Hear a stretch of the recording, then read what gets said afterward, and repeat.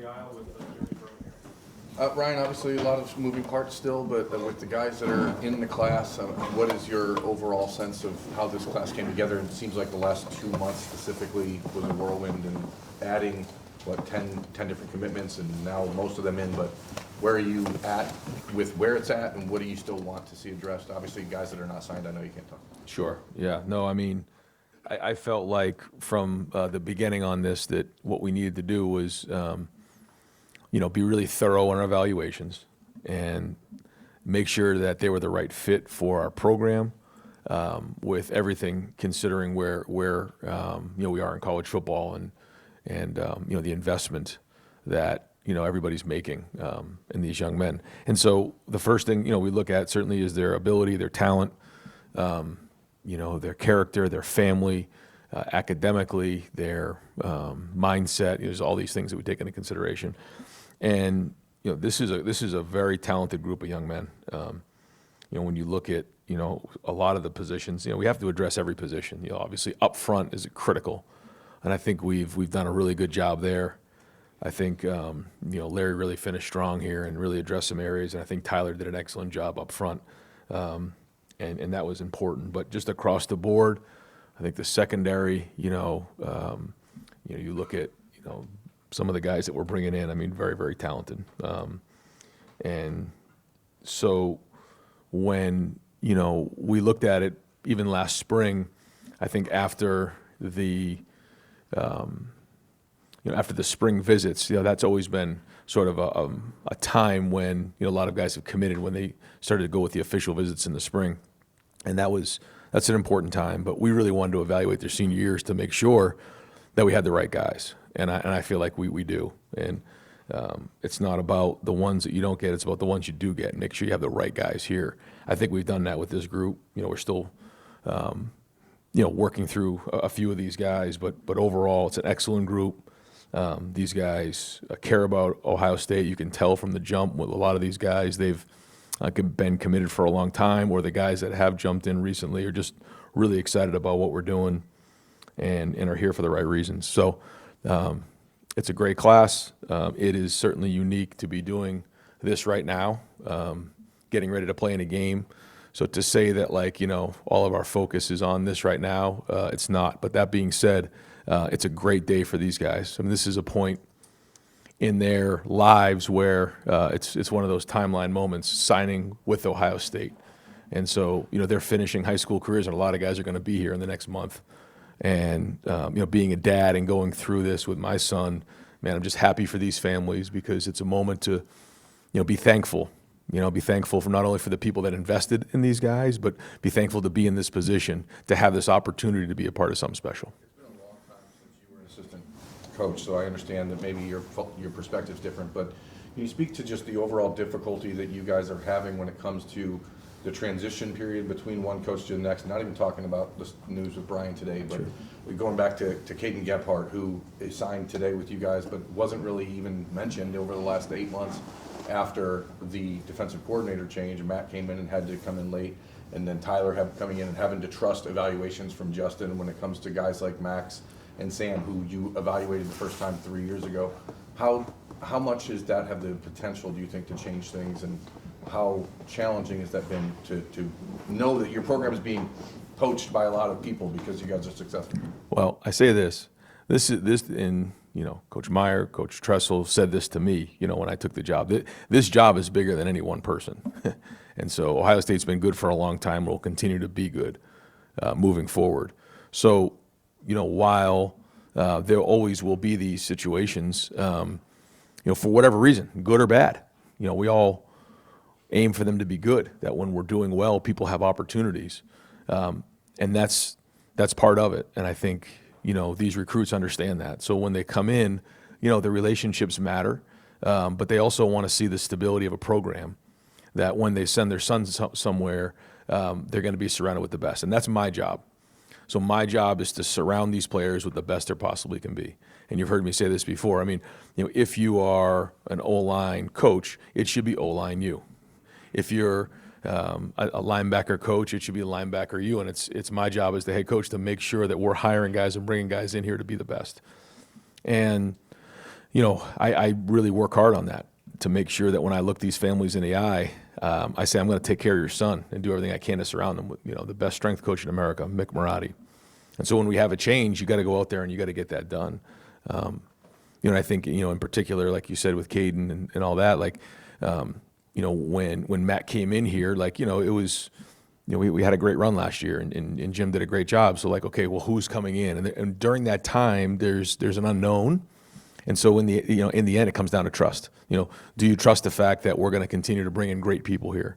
And now you can see how that's working. So that's the goal. And we say that in recruiting, that nothing's guaranteed. But this program is strong and will continue to be strong and has been strong. And it's bigger than any one person. Oh, sorry. You said front row, I got confused.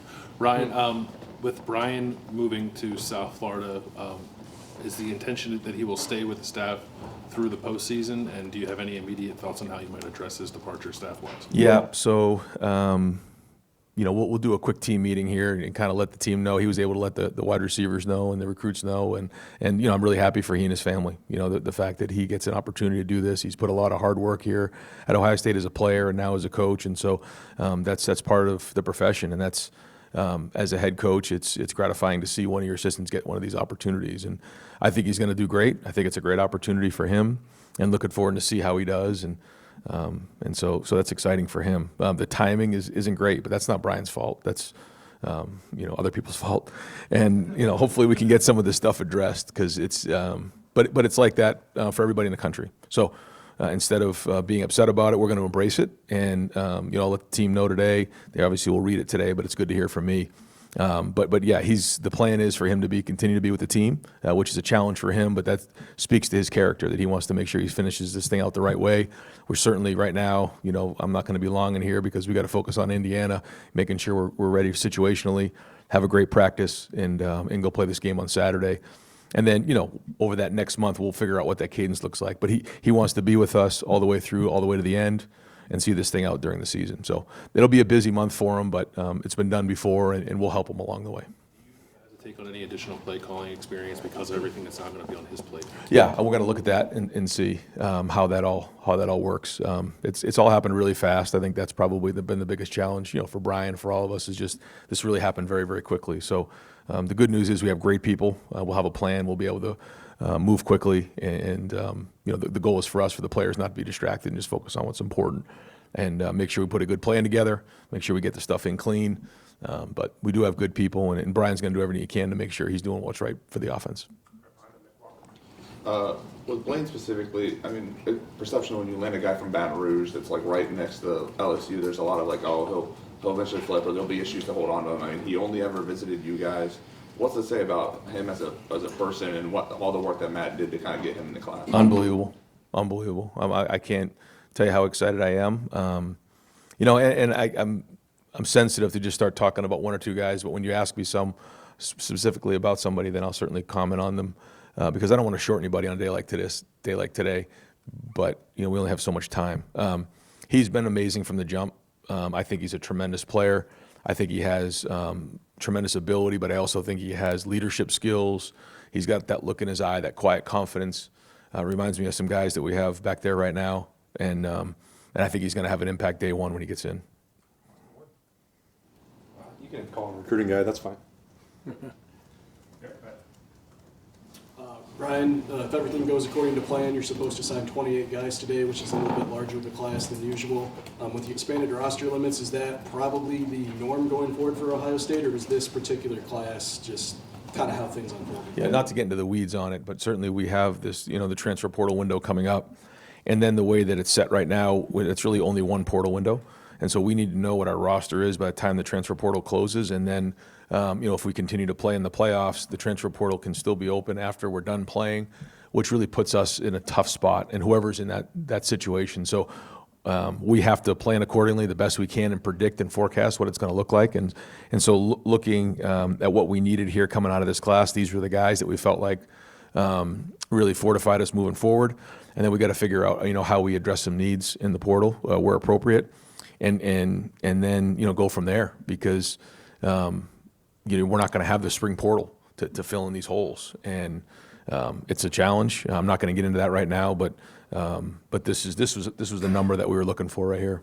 And then when specifically did Brian inform you he had an opportunity, and how did you kind of communicate to the wide receiver commits that you have about what was happening? Yeah, it all really kind of happened in the last day, and I'll let you. I don't want to talk for him, but it's all happened very, very fast, and so we had to communicate quickly, but he's handled everything the right way. We got time for two more. Andrew Gillis. Brian, first year on the job, how would you evaluate Tyler Bowen's job recruiting? I think this is the biggest class in 4 or 5 years that you guys brought in on the Thorough, constantly is bringing guys in on campus. Mark will tell you, when we have a game or a visit, there's 8, 9, 10 offensive linemen, and they're big dudes when they walk in. I mean, they're good-looking guys, and he's got a deep list. He connects well. I think for an offensive line coach, he has a great combination of the ability to coach technique. He's got toughness. He's a former offensive lineman, but he also has an unbelievable job of connecting, and he sees things from a wider lens. I think he's got a lot of talent, and I think that the guys in that room really believe in what he's doing.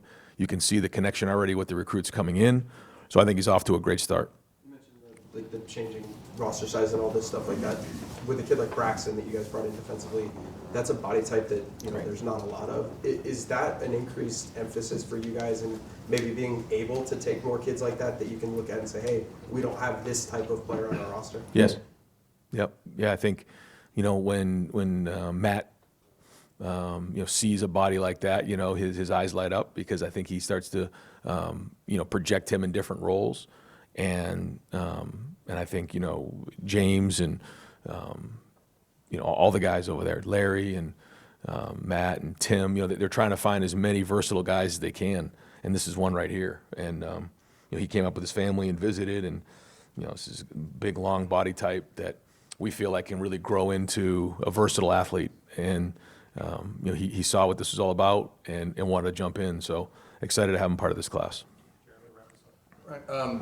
You talk about the guys, the expectation of being wide receiver you, linebacker you. Can you speak a little bit on James and what he's meant to, not just the recruiting acumen that he clearly has, but what he's done in the room, and now the ability to grow on that with guys like Sincere and CJ and Braxton? Yeah, it's a good group.